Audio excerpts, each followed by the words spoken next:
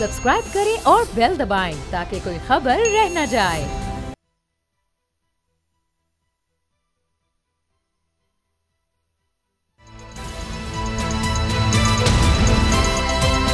अब पता चला। बिस्मिल्लाहिर्रहमानिर्रहीम, अस्सलाम वालेकुम। मैं हूं मोहम्मद उसामा गाजी और आप देख रहे हैं अब पता चला। खबर यह है कि नून लीग के कायद 4 साल जलावतनी के बाद पाकिस्तान वापस आ रहे हैं और अंदर की खबर यह है कि नवाज शरीफ की वापसी पर मुखालिफिन से ज्यादा उनके इत्तेहादी तहफ़्फ़ुज़ात का इजहार कर रहे हैं। पीपल्स पार्टी पीडीएम हुकूमत में नून लीग की सबसे बड़ी इत्तेहादी रही, मगर अब पीपल्स पार्टी नवाज शरीफ की वापसी को डील का नतीजा करार दे रही है। इल्ज़ाम ये लगाए जा रहे हैं कि लेवल प्लेइंग फील्ड सिर्फ नून लीग के लिए है, बाकी जमातों के लिए नहीं। बिलावल भुट्टो के बकौल इंतखाबात में ताखीर की वजह भी नवाज शरीफ हैं। सवाल यह है कि पीपल्स पार्टी डील हासिल न करने का गुस्सा निकाल रही है या फिर पीपीपी के इल्जामात में वाकई कोई हकीकत है। इसका फैसला वक्त करेगा, लेकिन फिल वक्त अपने कायद की वापसी और इस्तिकबाल को फकीदुल मिसाल बनाने के लिए नून लीग दिन रात एक किए हुए है। अदालत और रियासत की तरफ से बंद दरवाजे भी धड़ाधड़ खुल रहे हैं। यूं महसूस हो रहा है कि सरकारी सतह पर नवाज शरीफ का इस्तिकबाल किया जा रहा है। उनके वारंट मुअत्तल हो चुके, हिफाजती जमानत मिल गई। अब खबर यह है कि नवाज शरीफ साहब के दुबई से पाकिस्तान आने वाले खुसूसी तैयारे को एनओसी भी जारी कर दिया गया है। नून लीग ने गुलपाशी के लिए 2 तैयारे भी बुक कर लिए हैं, जिनसे मनों के हिसाब से फूलों की पत्तियां बरसाई जाएंगी। लाखों रुपए खर्च करके नया पार्टी तराना भी जारी किया गया। कहने वाले तो ये भी कह रहे हैं कि नवाज शरीफ पाकिस्तान नहीं इक़्तिदार में वापस आ रहे हैं। पीपल्स पार्टी के इल्ज़ामात और इन बातों में कितनी हकीकत है, इससे आगाज़ करेंगे कि 21 अक्टूबर को नवाज शरीफ वापसी पर किस बयानी से इंतखाबी सियासी अखाड़े में उतरेंगे। मुस्तकबिल का सियासी मंजरनामा क्या होगा। आमिर ज़िया साहब मेरे साथ हैं। आमिर ज़िया साहब, पहले तो इस जलसे की बात कर लेते हैं। कहा जा रहा है पाकिस्तान की तारीख का सबसे महंगा ये जलसा है, क्योंकि इसमें एक होता है कि वसीउल्लाह खान साहब ने लिखा था कि जब बेनज़ीर भुट्टो आई थी तो लोग उमड़ आए थे, यहाँ उमड़ाए जा रहे हैं।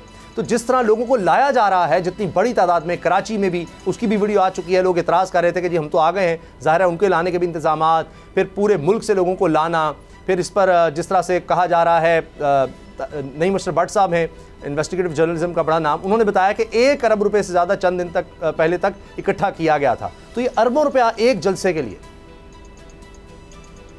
देखिए जनाब, पाकिस्तान में जो जमहूरी सियासत है पहले ही बहुत ही कहते हैं ना महंगा तरीन धंधा है। उसके मुताल्लिक़ एक आम आदमी तो सोच भी नहीं सकता। अब ये जो नून लीग की नई लहर आई है माशाल्लाह, अब नवाज शरीफ साहब की क़यादत में दोबारा कल से होगी जलवा फरोज़ पाकिस्तान में, तो उसने उस खेल को मज़ीद महंगा कर दिया। उसकी एक निशानी तो जो पिछले दिनों लाहौर में एक जलसा हुआ था जिसमें खाना जो है पेश किया गया था वो लोगों को जो उसमें शरीक हुए थे। तो अगर आप ये देखें कि जी गुलपाशी की बात हो रही है, लोगों को लाया जा रहा है, फिर आप सबसे बड़ा जो इश्तहारी कैंपेन पे वो करोड़ों अरबों का खेल है, तो वाकई एक बहुत बड़ा इन्होंने एक मोबिलाइजेशन की है। और लेकिन चैलेंजेस जो हैं उसामा साहब वो बदस्तूर उसी तरह के हैं, यानी कि नवाज शरीफ साहब एक नए इम्तहान का अपना आगाज़ कर रहे हैं और बड़ा मतलब है झूम के खुद आ रहे हैं उसके अंदर। एक इम्तहान क्या हो सकता है उनके लिए? एक तो सबसे बड़ी बात है कि अवाम में जो उनकी कबूलियत है, ठीक है कि अदालत ने जो है वो कहते हैं मुख्तसर तरीन वक्त के अंदर जो है एक उनको जस्टिस प्रोवाइड किया, इंसाफ फराहम किया, जैसा कि वो लोग कह रहे हैं। इससे वो तमाम तनकीद मिट जानी चाहिए जो कहती है कि जी पाकिस्तान में अदालती निज़ाम बहुत ताख़ीर के शिकार होता है, बड़ा सुस्त होता है, कि मसलब नवाज शरीफ साहब के मामले पर नहीं हुआ। फिर दूसरा ये है कि ठीक है इदारे से भी बज़ाहिर लगता है कि जो हमारे इदारे हैं, चाहे नैब हो चाहे मतलब और इदारे हों, कि वो भी इनको जो है मतलब एक खुला मैदान दे रहे हैं। ये तमाम अपनी जगह, लेकिन अवाम में एक मकबूलियत का जो उनका ग्राफ है उनकी पार्टी का, वो किस तरह से होगा, ये एक बहुत बड़ा एक टेस्ट केस है। टेस्ट केस आपने बड़ा अच्छा मिसाल दी 1986 की। उस वक्त मामलात पाकिस्तान में जो थे जमहूरी सियासत के निस्बतन सादा हुआ करते थे। बेनज़ीर साहिबा आई थी और चाहे वो कराची हो चाहे लाहौर हो, लाहौर में लैंड किया था उन्होंने, तो वाकई बिल्कुल जो मतलब हम तो उस जुलूस को दूर से देख रहे थे, तालिब इल्म थे उस ज़माने में, तो वो एक रिकॉर्ड था और वो रिकॉर्ड बना रहा बहुत अरसे तक। उसके बाद एक नया रिकॉर्ड पीटीआई ने भी कायम किया उसी जगह पे जहाँ पे खुद जलसा करेंगे।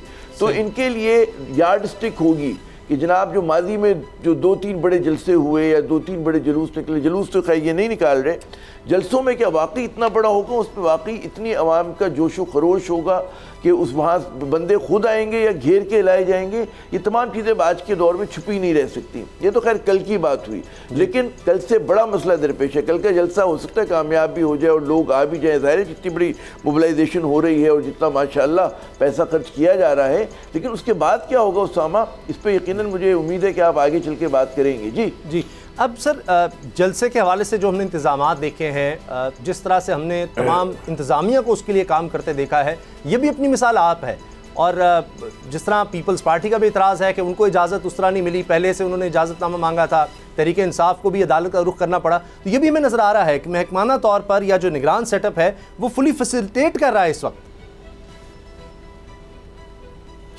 देखिए, जो इल्ज़ाम लगाया जा रहा है, और ये कौन लगा रहा है इल्ज़ाम, ये वो लोग नहीं लगा रहे कि जो नवाज शरीफ साहब और उनकी जमात के पुराने नक्काद हैं, बल्कि उनके वो इत्तेहादी लगा रहे हैं, वो प्यारे इत्तेहादी जो कल तक उनके साथ शाना बशाना खड़े हुए थे उनकी जमात के साथ। तो मेरे ख्याल में ये जो कहते हैं ना, सियासत हकीकत से ज़्यादा परसेप्शन का खेल होता है।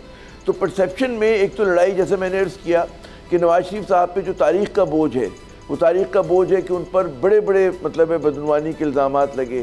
तारीख़ का बोझ है कि जनाब उन्हें जो है 2 केसेस में सज़ा हो गई। तारीख़ का बोझ है कि जी वो मफरूर हैं। ये तमाम अपनी जगह। फिर एक जो है कि इदारों के साथ जो कशमकश रही, वो भी एक तारीख़ का बोझ है इनके ऊपर। फिर अब ये भी है कि जो उनके तहादी थे, अगर वो इतनी जल्दी जो है उन पे उन्होंने अपने, कहते हैं ना कि अब मुझे नहीं पता फ्रेंडली फायर तो मैं इसको नहीं कहूँगा, उन्होंने अगर अपनी तोपों का रुख इनकी तरफ कर लिया, तो ये भी एक उनके लिए चैलेंजिंग सिचुएशन है। जो उनकी रिवायती हरीफ हैं वो तो खैर उनको तो वो जेल में है, उनके ऊपर तो क्रैक डाउन हो रहा है, तो वहाँ पर मेरे ख्याल में उनको ही कैन बीट ईजी। लेकिन असल बात है कि अवाम का परसेप्शन क्या वो तब्दील करा पाएंगे।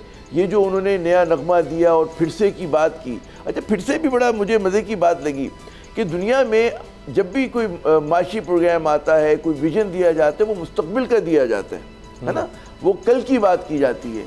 अब यहाँ पर जो है माजी की बात की जा रही है। अब माजी, अब ये एक अलग डिबेट है, कभी कीजिएगा कि वाकई माजी इतना शानदार था कि वाकई माशी कारकर्दगी माजी में नून लीग की इतनी ही अच्छी हुआ करती थी जितना वो दावा कर रहे हैं। वाकई के इतना जमहूरी जहन था कि वाकई पाकिस्तान को इसी तरह उन्होंने 4 चांद लगा दिए थे। तमाम क्वेश्चन मार्क्स हैं, बिल्कुल सही। और इसके लिए जाहिर है कि एक तो वो लोग हैं जो कहते हैं फ्रेंड्स के दोनों तरफ हैं, फिर वो लोग हैं कि जिनको आप तजियाकार कहते हैं, जिनकी कोई एफिलिएशन किसी पार्टी से नहीं है। अब बात करें तो खुद ब खुद पता चलेगा कि इतना वो आसान जवाब नहीं है जो नून लीग समझती कि सादत दिल अवाम उस पर यकीन कर लेंगे। उन्हें पता होगा अवाम को कि जी बिजली महंगी है तो क्यों महंगी है, कैपेसिटी पेमेंट का जिम्मेदार कौन है, कर्जे लेकर ऐसी डेवलपमेंट किसने किया कि जो जिससे हमें एक ढेला नहीं मिल रहा था।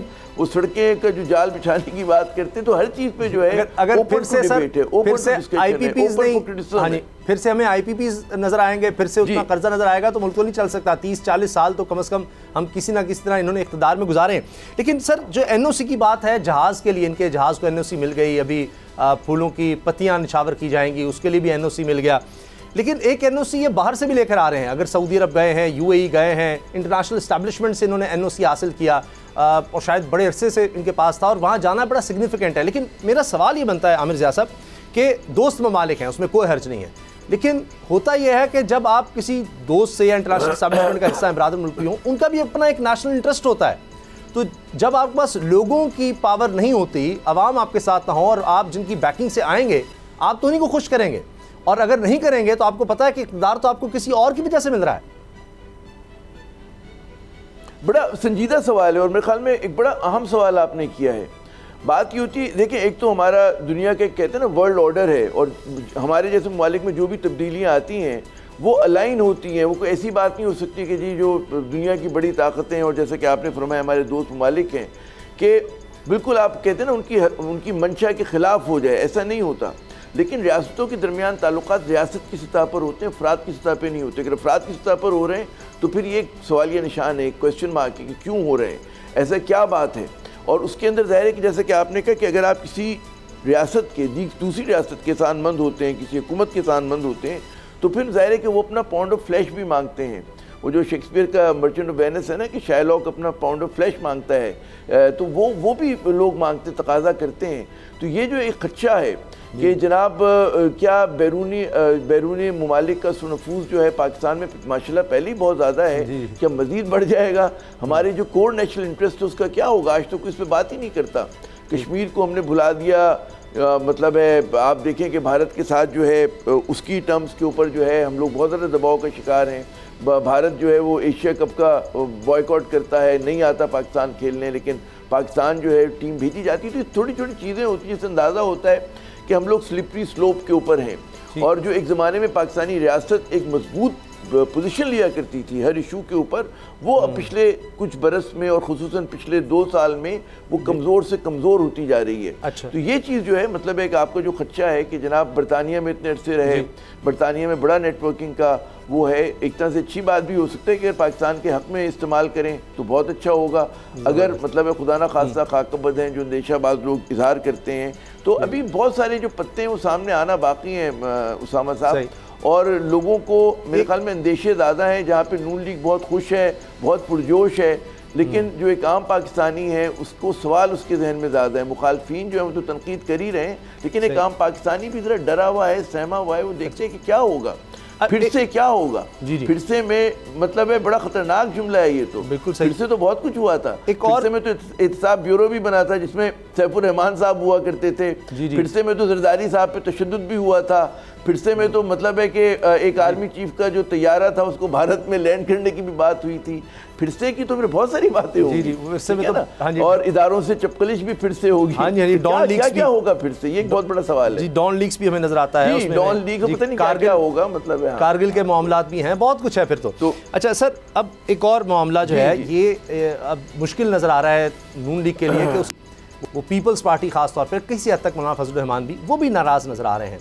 और अब नवाज शरीफ साहब की वापसी में जो रुकावटें हायल हैं या आकर उनको जिन चैलेंजेस का सामना है, अगर हम उनका जायज़ा लें तो नवाज शरीफ साहब इस वक्त मजमूई तौर पर इस्लामाबाद में 3 केसेस में मतलूब हैं, और ज़ाहिर है कि उनको रिलीफ तो मिले हैं कुछ, लेकिन केसेस तो अब भी बाकी हैं। तो ये एक उनके लिए चैलेंज हो सकता है। इसके साथ साथ तोशाखाना, लजीजिया और एवन फील्ड रेफरेंस में वारंट मुअत्तल और हिफाजती ज़मानत मंजूर है। नवाज शरीफ के मुकदमात पर अगर हम एक नज़र डालें तो पनामा लीक्स में बैरून मुल्क शरीफ ख़ानदान की ऑफशोर कंपनियों का इंकशाफ हुआ, और जिसके बाद पाकिस्तान तहरीक इंसाफ पर इन पर करप्शन का इल्ज़ाम आयद करते हुए नाअहली का मुतालबा किया। 28 जुलाई 2017 JIT रिपोर्ट के नतीजे में सुप्रीम कोर्ट ने आइन के आर्टिकल 62-63 के तहत नवाज शरीफ को नाअहल करार दिया, और इसके बाद अदालत उज़्मा ने साबिक़ वज़ीर-ए-आज़म के ख़िलाफ़ मुकदमा दर्ज करने और नैब केसेस भिजवाने का कहा। सुप्रीम कोर्ट के जज जस्टिस एजाजुल एहसन को इन केसेस में निगरान जज मुकर्रर किया गया। और इसके साथ जून 2020 में तोशाखाना केस में इस्लामाबाद की एहतसाब अदालत ने नवाज शरीफ के नाकाबिल ज़मानत वारंट गिरफ्तारी जारी की। तोशाखाना केस मुसलसल अदम पेशी पर अदालत ने नवाज शरीफ को 8 सितंबर 2020 को इश्तिहारी करार दे दिया। जुलाई 6, 2018 एवन फील्ड रेफरेंस में नवाज शरीफ को 10 साल, मरीम नवाज को 7 साल और कैप्टन रिटायर्ड सफदर को 1 साल कैद की सज़ा सुनाई गई। ये हिस्ट्री है कि जिसके बाद फिर ये बाहर चले गए थे। सज़ा को इस्लामाबाद हाई कोर्ट में चैलेंज किया गया, जिस पर अदालत ने सज़ा को मुअत्तल कर दिया। 24 दिसंबर 2018 को लजीजिया स्टील मिल्स रेफरेंस में 7 साल कैद की मियां नवाज शरीफ को सज़ा सुनाई गई थी। इस्लामाबाद हाई कोर्ट में सज़ाओं के खिलाफ अपील ज़ेर समाअत थी कि नवाज शरीफ इलाज के लिए बैरून मुल्क चले गए थे। तो ये जब मियां नवाज शरीफ साहब का एक मामला जिस तरह से हमने अदालतों में देखा, अमीर ज़ैद साहब अब तो उनको रिलीफ मिला, लेकिन ये केसेस जिस तरह से उनके हवाले से बने और एक कहा जाता है जी वो अकामे पर उनको निकाला गया, लेकिन हमने तो ये देखा कि नाअहली अकामे पर हुई थी, जिन्होंने छुपाया था कि उनका बेटा वहाँ पर एक कंपनी ओन करता है जिसमें एक वक्त का वज़ीर-ए-आज़म पाकिस्तान का वो मुलाजमत कर रहा है। इन्होंने खुद माना मुलाजमत भी कर रहे थे, तनख्वाह भी ले रहे थे, तो वो कहते हैं जी ली नहीं, लेकिन इन्होंने छुपाया था, तनख्वाह भी थी वहाँ पर, जनाब इनके नाम पर सारा कुछ था, और उस पर नाअहली हुई। और जो फिर उसके बाद रेफरेंस भेजा गया था नैब में, सज़ा उसमें हुई थी। तो ये भी एक अजीब करते हैं कि जी वो देखें पनामा पे नहीं, वो केस बना था, अकामा पे था, अकामा पे निकाले गए। सज़ा तो वो हुई थी कि कोई मनी ट्रेल नहीं दे सके जिन महल्लात में जाकर ये रहते रहे। आज तक वो केस मौजूद हैं, उनमें एक सज़ा भी हुई, रिलीफ मिलना अपनी जगह, लेकिन पता नहीं चल सका कि मियां नवाज शरीफ साहब अब भी अगर दुबई भी गए हैं तो दुनिया की महंगी तरीन गाड़ियों में फिरते हैं, बरतानिया में महंगी तरीन रहाइश इनकी है, महंगी तरीन गाड़ियाँ, लुई विटॉन वहाँ पर शॉपिंग, दुनिया का महंगा तरीन ब्रांड है जहाँ पर 40-40 लाख का तो एक जूता मिलता है। तो इतने महंगे ब्रांड में इतना पैसा कहाँ से आया, कभी समझ नहीं आ सकी।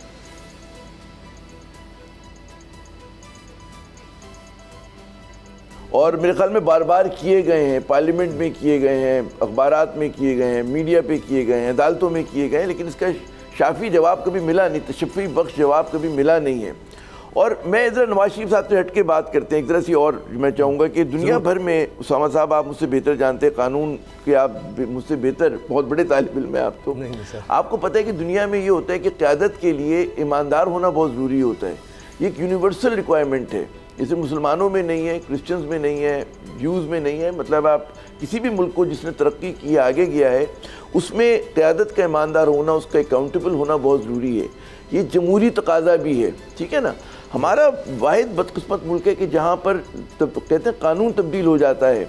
नैब का काम है अकाउंटेबिलिटी करे, लेकिन नैब जो है आप देखते हैं एकदम हथियार डाल देते हैं। एक दिन कभी देखते हैं कि नैब फुर्तियाँ दिखा रहा होता है, कभी नैब के ऊपर जो है आप देखें कि वो बहुत मतलब है कि जारहानापन से केसेस को जो है वो परसू करता है, लेकिन बाज़ औक़ात बिल्कुल गायब हो जाता है। तो ये क्या कैसा इंसाफ है, कैसी तहक़ीक़ात हैं, कैसी हमारी करप्शन के ख़िलाफ़ जिहाद है, लड़ाई है। तो ये एक सवालिया निशान है। और ये सिर्फ एक नवाज शरीफ साहब का मसला नहीं है, मतलब हमारे तीसरी दुनिया के ममालिक में, ख़ुसूसन पाकिस्तान में अगर आप देखें तो बहुत सारे रहनुमा जो हैं गले गले करप्शन में सियासतदान मुलव्वस है, लेकिन कोई उनको पुरसाने हाल नहीं है, वो घूम फिर के आ जाते हैं। ये नहीं होता। देखें, आप घर में अपना ड्राइवर भी रखते हैं, आप कोई अपने ऑफिस में मुलाजिम भी रखते हैं, तो आप देखते हैं उसका कि वो कैरेक्टर कैसा है, उसके बारे में अगर आपको पता चले कि उसके ऊपर इल्ज़ामात हैं, उसने कोई चोरी की है, उसने कोई बददियानती की है, अमानत में ख़यानत की है, तो ना घर में उसको मुलाजमत मिलेगी, ना ही उसको किसी दफ्तर में मुलाजमत मिलेगी। लेकिन हाईएस्ट जो ऑफिस है उसके लिए दरवाजे खुले हुए होते हैं। तो क्या ऐसा होना चाहिए? क्या 5 बरस की जो पार्लियामेंट ने, हमारी अधूरी पार्लियामेंट ने कानून साजी की, ये एक बड़ा लेजिटिमेट मॉरल क्वेश्चन है हमारे लिए कि क्या वो जायज़ थी? वरना होना तो ये चाहिए कि भाई अगर आप इतने बड़े ओहदे पे रहकर आप अगर अपने उसके हिसाब से एक्ट नहीं कर सके, फिर तो आपको ख़त्म हो जाना चाहिए, दरवाजे बंद हो जाने चाहिए। लेकिन नहीं हो रहे हमारे यहाँ ये भी नहीं हो रहा कि जमहूरी प्रोसेस को कहते हैं जारी करने के लिए आप रिफॉर्म्स करें कि जी पार्टीज़ में इलेक्शन हो रहे हों, क़यादत तब्दील हो रही हो, कुछ नहीं हो रहा। तो उसमें ज़ाहिर नवाज शरीफ साहब पे जो आपने जो केसेस का तस्करा किया, ये केसेस कल तक बहुत बड़े थे, ये कल तक ये केसेस ज़िंदगी मौत का मसला थे पाकिस्तान के लिए, आज गालिबन नहीं है। और आज जो है ये हर चीज़ जो है बड़ी सहल हो गई है माशाल्लाह उनके लिए। और जैसे मैंने फिर दोहराऊँगा कि हमारे जो अदालती निज़ाम पे ताख़ीर का और सुस्त रवी का इल्ज़ाम है, वो जो नवाज शरीफ साहब को जितना क्विकली जस्टिस दिया गया, इंसाफ दिया गया, उससे धुल जाता है माशाल्लाह। जी अच्छा सर, मुझे इसी दौरान याद आया कि गाड़ियों की बात की, अभी तोशाखाना में उनको कहा गया कि कोई मसला नहीं, आप आएँ। उस पर बड़ी मैं देख रहा था बहस हो रही थी। अब्दुल मुईज़ जाफ़री साहब हैं, इसी तरह अनवर मंसूर साहब, ये बड़े बड़े वकील हैं, सलमान अकमल राजा साहब, और ऐसे नहीं सलमान अकमल राजा साहब इनके ख़ानदान के वकील रहे हैं।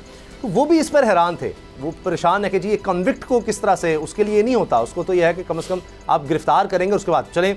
मैं एतजाज़ साहब का नाम नहीं लेता, हालांकि वो भी पाकिस्तान का सबसे बड़ा नाम है। अब तोशाखाना की अगर बात करें, मरीम नवाज़ साहिबा, वो बड़ा मशहूर हुआ था, मंसूर अली खान साहब ने उनका इंटरव्यू किया था, तो उसमें उन्होंने कहा कि मुझे तो पता ही नहीं गाड़ी का, जबकि ख़ुद उन्होंने JIT में जो अपने डॉक्यूमेंट्स दिए उसमें बताया कि तोशाखाना से गाड़ी मिली मरीम नवाज़ साहिबा को, कोई सरकारी ओहदा नहीं था, और वो गाड़ी उन्होंने बेच के उस वक्त, शायद इस बात को 10-12 साल हो चुके हों, 1 करोड़ मुनाफा भी शो किया हुआ है अपने डॉक्यूमेंट्स में। यानी खुद जो डॉक्यूमेंट्स जमा करवा रहे हैं जिस तरह होता है FBR वगैरह में, तो उसमें बता रहे हैं कि जी 1 करोड़ मैंने मुनाफा कमा लिया वो गाड़ी बेचकर, जो आज शायद 5 करोड़ होगा कम अज़ कम आज के लिहाज से, जिस तरह डॉलर माशाल्लाह कहीं से कहीं चला गया। तो ये तो तोशाखाना में गुंजाइश ही नहीं है कि आप गाड़ी बेच सकें।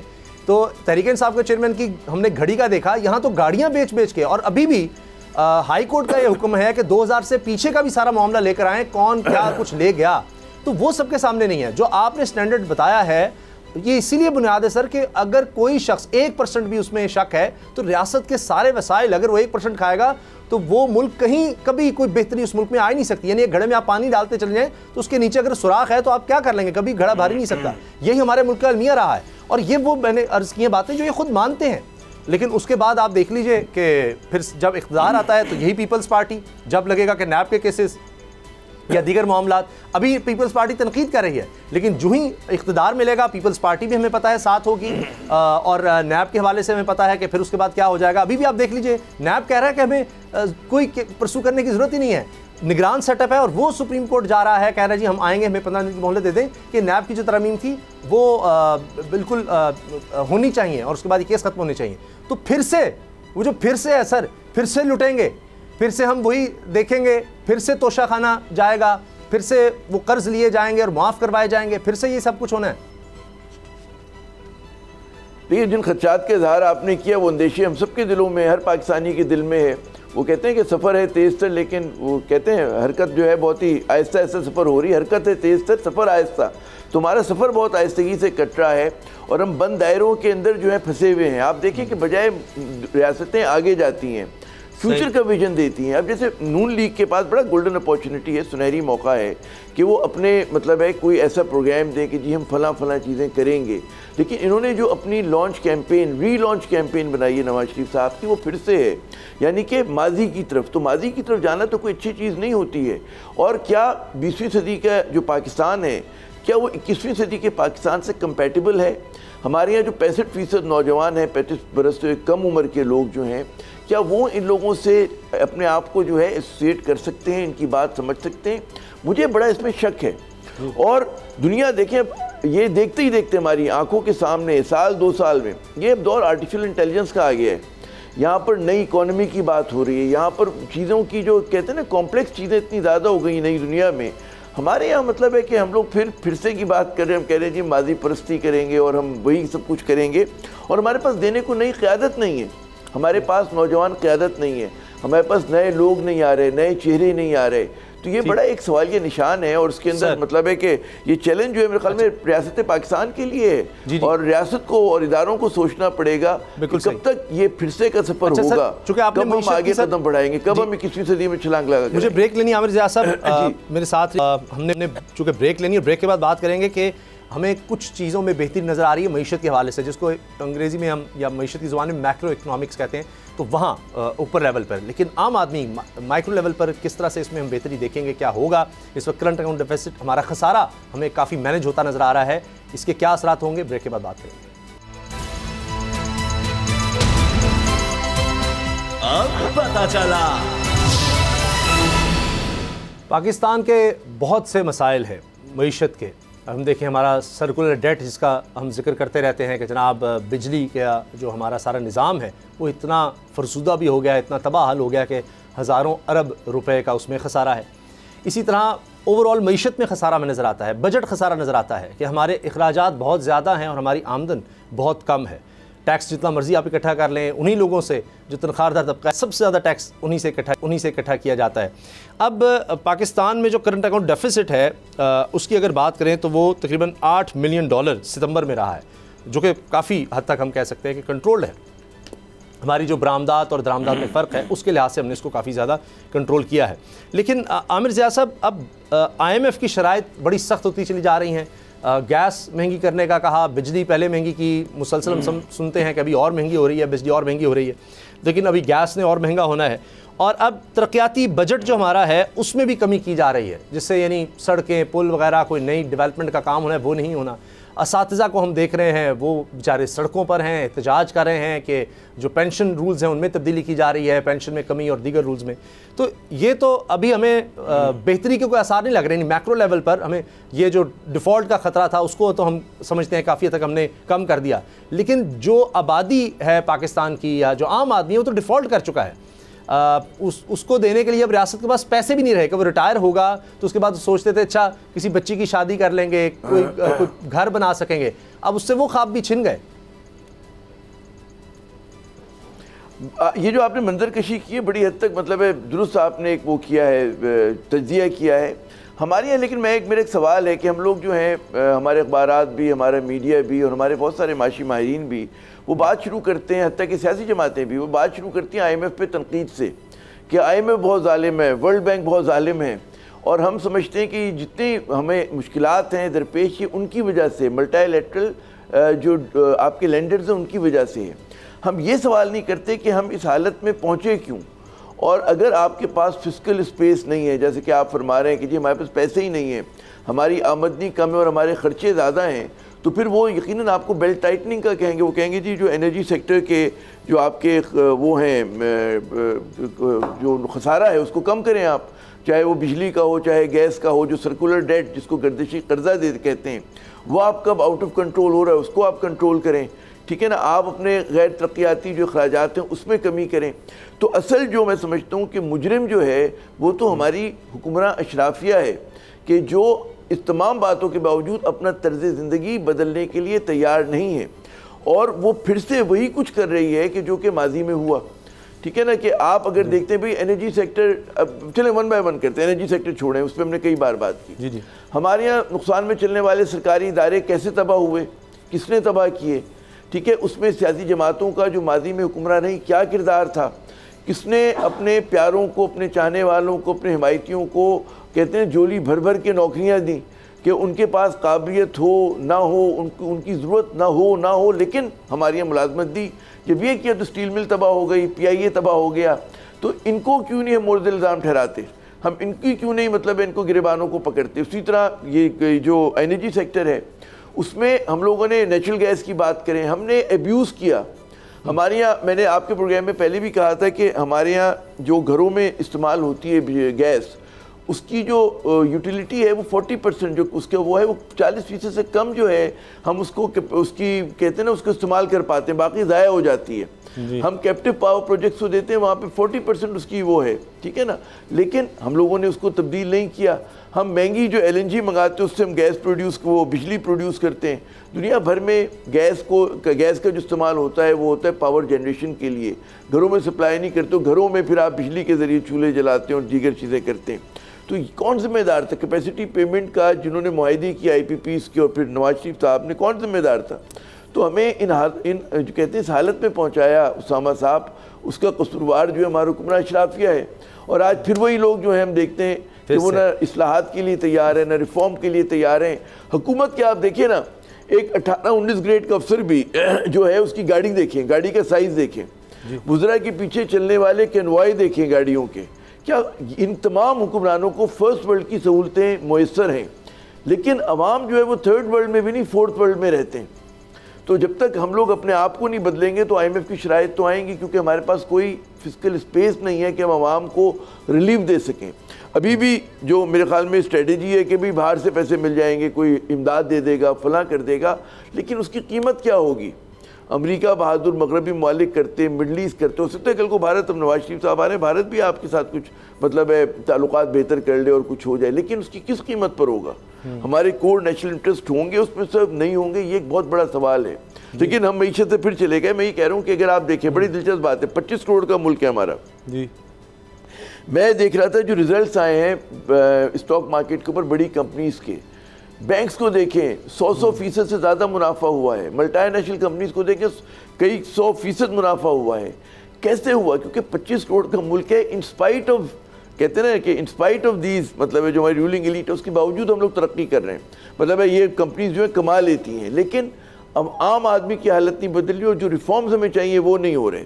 उसकी पहली शर्त उसामा साहब यही होगी कि आपके यहाँ जो है पॉलिटिकल स्टेबिलिटी आए, जब भी इंतखाबात हों ऐसी हुकूमत हो कि लोग उसकी दयानत पर, अमानत पर भरोसा करते हों, और ये ना हो कि जी फिर से वाला जो मामला अगर होगा तो मेरे ख्याल में फिर वो लंबा नहीं चलेगा। आर्जी आपको खुशी मिलेगी लेकिन लॉन्ग टर्म हम सही नहीं हो सकेंगे जी। अच्छा सर, अब ये जिस तरह की हमने सूरत हाल देखी है, पहले हमें कभी इस तरह के हालात का सामना भी नहीं रहा। यानी एक दौर था कि कोल्ड वॉर थी तो रशिया के हम जिस तरह से खिलाफ काम आ रहे थे तब हमें डॉलर मिल जाते थे। आज भी 75 साल में सबसे ज़्यादा हमें जो इमदाद मिली है वो अमेरिका से मिली है। फिर अफ़गानिस्तान में काफ़ी हमारे 30 साल उस तरह हमें कुछ ना कुछ आता रहा। मुशर्रफ दौर में भी फिर हमें काफ़ी ज़्यादा आता रहा मामला डॉलर्स का।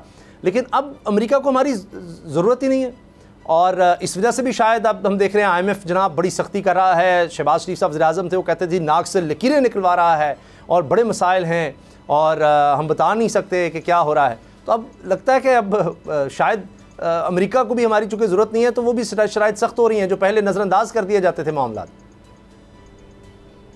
देखिए ये जो अमेरिका की बदली हुई तरजीहात हैं ये अचानक तो नहीं हुई हैं, और हमेशा वो बड़ा सियासत का या इंटरनेशनल रिलेशंस का बड़ा पुराना असूल है कि कोई जो है आपके परमानेंट जो है दोस्त नहीं होते, कोई परपेचुअल दुश्मन नहीं होता, ठीक है ना। तो उसी तरह अमरीका की मतलब है, आप देखें सीनियर ये जो जूनियर बुश के ज़माने में ही जब मुशर्रफ साहब से बड़ी अच्छी मतलब है हम आहंगी चल रही थी, उस ज़माने में उन्होंने फैसला किया था, या उससे पहले भी इस चीज़ पे गौर हो रहा था कि जी स्ट्रेटेजिक पार्टनर जो है वो भारत होगा और उस सिलसिले में उस पर काम शुरू हो गया था। उनके साथ न्यूक्लियर की जो ट्रीटी हुई थी, उनको स्पेशल स्टेटस दिया गया था, उनको बेहतरीन टेक्नोलॉजी दी जा रही है।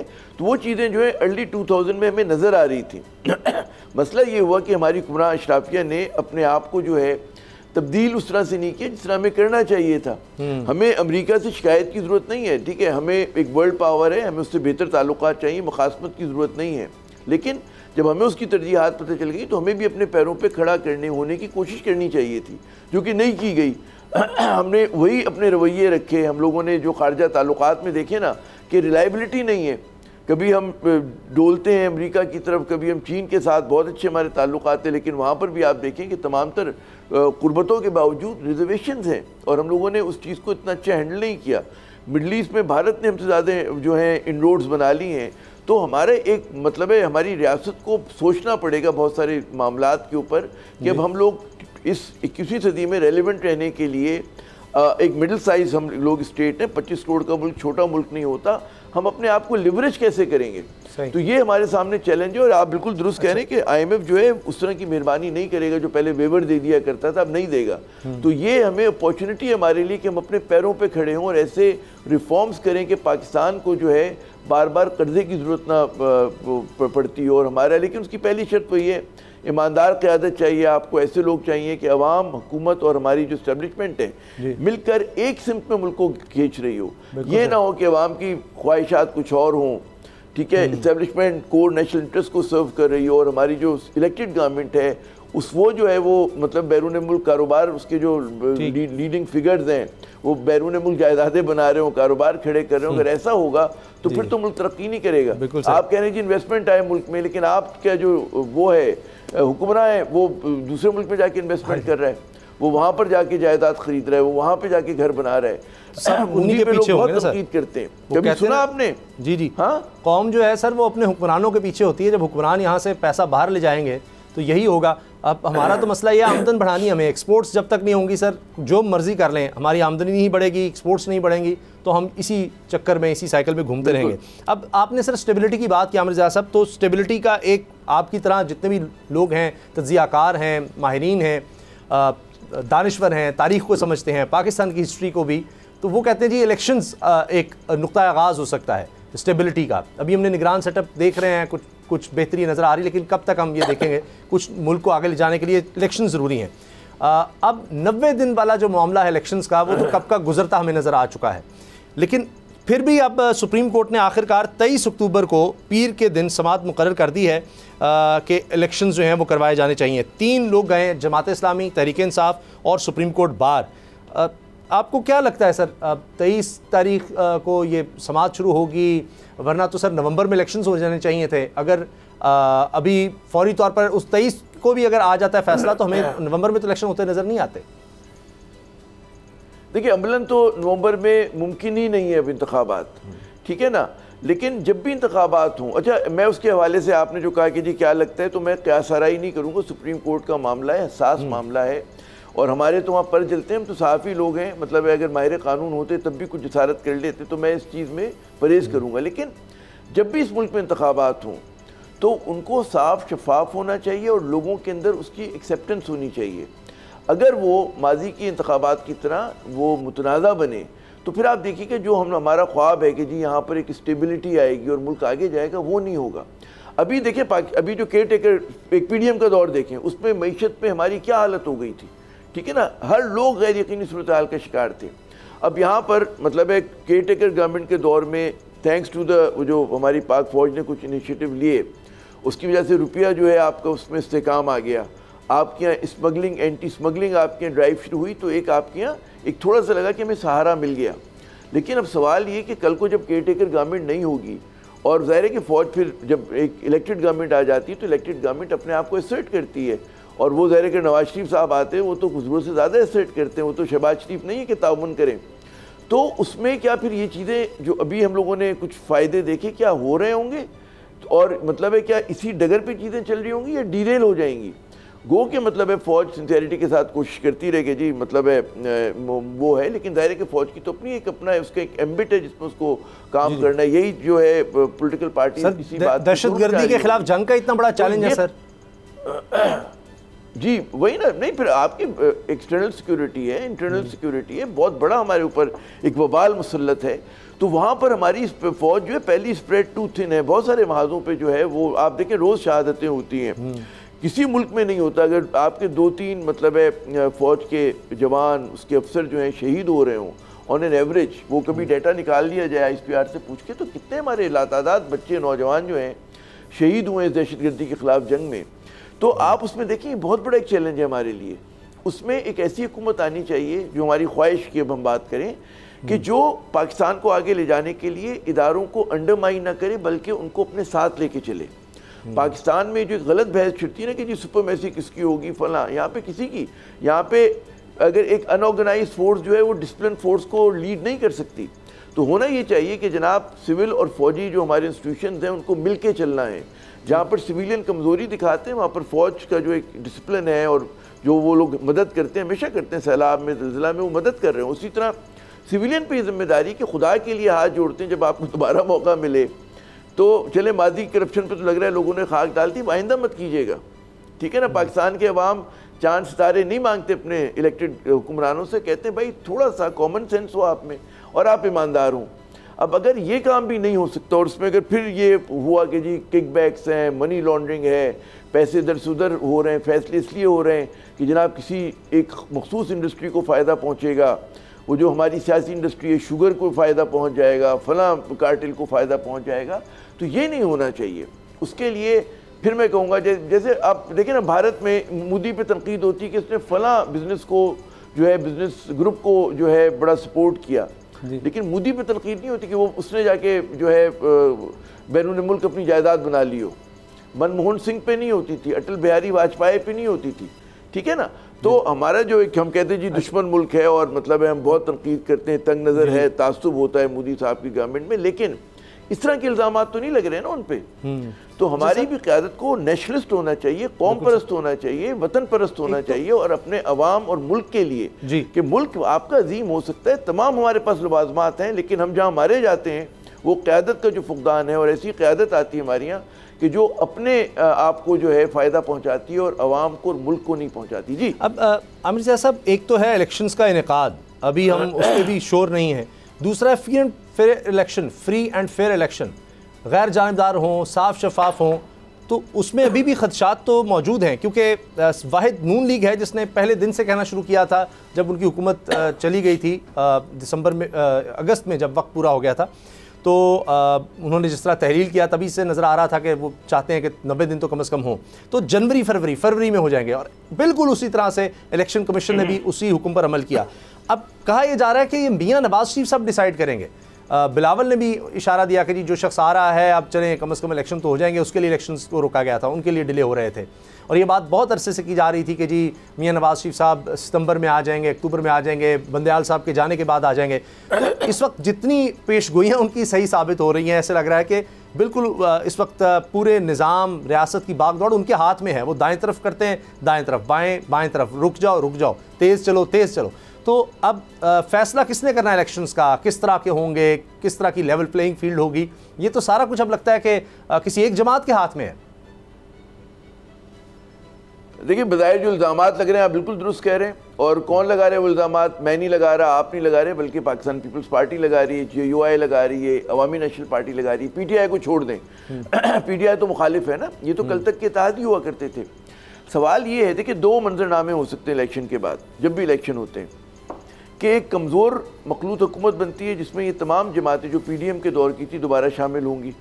अगर ऐसा होता है तो चले मामला चलता रहेगा थोड़े अरसे तक, लेकिन अवाम में उसको इतनी पजीराई नहीं होगी, ठीक है ना। ये खदशा है। या फिर अगर नून लीग जैसा कि आप फरमा रहे हैं, या एक खदशे का बाज़ लोग या लोग जो है तवक्को का इज़हार करें जो नून लीग के हामी हैं कि नून लीग आ जाती है, ठीक है, उसको ज़रूरत नहीं पड़ती, तो आप देखिएगा पीटीआई तो खैर मतलब है आप रख दें कि बहुत ही मुश्किल में, उसकी फर्स्ट ईयर जो है मौजूद नहीं है, उसकी सेकंड ईयर गायब हो गई है, तो ज़रूरी नहीं कि उसकी जो मकबूलियत जो भी है जितनी भी बची है वो ट्रांसलेट हो बैलेट बॉक्स में। मुझे अंदेशा है हमारी कॉन्स्टिट्यूंसी बेस्ड पॉलिटिक्स में नहीं होता। तो फिर क्या पीपल्स पार्टी की और नून लीग की जो ट्रेडिशनल राइवलरी वो बहाल होगी? जो लोग कल तक पीटीआई के साथ होते थे वो नेगेटिव वोटिंग में जाकर कहाँ पे खड़े होते हैं, और वो क्या जो है इस मुल्क को इस्तेकाम दे सकेगी नून लीग की हुकूमत? ये बहुत सारे सवालात हैं, और जो हमारे सामने चैलेंजेस दरपेश है उसमें किसी भी सवाल का जवाब आसान नहीं है। तो जो लोग कह रहे हैं कि जी इम्तहान, कोई कहते हैं इमरान खान का है, कोई कहता है नवाज शरीफ का है, कोई कहता है बिलावल का है, सबसे बड़ा इम्तहान रियासत पाकिस्तान का है। हम लोग बहुत मुश्किल में हैं, पाकिस्तान के अवाम बहुत दुखी हैं, बहुत अंदेशों का शिकार हैं। तो अब इससे हम कैसे निकलेंगे? कैसे जो है इस मुल्क को जो है, जो हम कहते हैं ना कि एक अजीम मुल्क बनने की इसमें तमाम तर पोटेंशियल है, कैसे बना सकेंगे? या हम हमेशा ऐसे ही रहेंगे कि कभी IMF के दर पे होंगे, कभी हम मतलब है किसी भी शर्त पे भारत में क्रिकेट खेलने जा रहे होंगे? ये पाकिस्तान होगा, या पाकिस्तान जो होगा एक वाकई सोवरन, आज़ाद, खुद मुख्तार रियासत के तौर पे अपने आप को एसर्ट करेगा कम्युनिटी ऑफ नेशंस में? ये बहुत बड़ा चैलेंजेस हैं। और अभी तक देखें, वो तेल देखो, तेल की धार देखो, तो उम्मीद करनी चाहिए कि इंतखाबात साफ शफाफ हों जिस हद तक मुमकिन है, और उसमें हकीकी मानों में अवामी नुमाइंदे आएँ, ना कि मैनिपुलेटेड हो। वो मैनिपुलेटेड हुआ तो अच्छा नहीं होगा पाकिस्तान के लिए। लेकिन ख्वाजा आसिफ साहब का भी एक हाल ही इंटरव्यू मेरी नज़र से गुजरा, उसका हिस्सा, उसमें वो कह रहे हैं कि जी नहीं, अगर तहरीक इंसाफ के लिए मैदान यानी उस तरह नहीं है जिस तरह हमारे लिए है, तो इससे कोई फ़र्क नहीं पड़ता अगर सबके लिए लेवल प्लेइंग फील्ड ना हो। उनका यानी मतलब ये था कहने का। नहीं, वो तो आपको मतलब है वो अगर इजहार ना भी करते, सबको पता है कि वो पीटीआई के लिए तो उस तरह का लेवल प्लेइंग फील्ड क्या है, जो एक नॉर्मल किसी भी जमात को जो हक हासिल होता है, जमात इस्लामी को, JUI को, JUP को, कोई MQM को, वो भी मेरे ख्याल में मुझे मुश्किल लगता है। और उसमें जो है उसका ज़ाहिर के अवाम में उसको कैसे दिया जाएगा एक सवाल है। उसके बाद जो हुकूमत मुंतखब होगी वो कितना लोगों के अंदर अपना वो कर सकेगी, ये तो बिल्कुल उन्होंने वो ना भी कहते हो ख्वाजा आसिफ साहब, ये तो निविश्ते दीवारें में नज़र आ रही है ये चीज़ होती हुई। जी चलिए देखते हैं सर, अभी कुछ वक्त है, हमें किस तरह से इलेक्शन प्रोसेस शुरू होता है, उसमें बड़े मरले होते हैं, चैलेंज किया जाता है, मगर अभी तो एक तरह से कैंपेन फ़िलहाल सबसे बड़ी नून लीग ने अपने लिए शुरू कर रखी है, और बड़े पुरएतमाद नज़र आ रहे हैं, लोगों को भी बता रहे हैं कि जी हमारे ऊपर इन्वेस्ट किया जाए, क्योंकि हमें यकीन दिला दिया गया कि बारी हमारी है। अब देखते हैं कि इलेक्शंस जब होते हैं तो क्या सूरत हाल बनती है। प्रोग्राम देखने का शुक्रिया, इजाज़त दीजिए, अल्लाह हाफ़िज़। अब पता चला। अगर आपको वीडियो पसंद आई तो लाइक पर क्लिक करें, सब्सक्राइब करें और बेल दबाएं ताकि कोई खबर रह न जाए।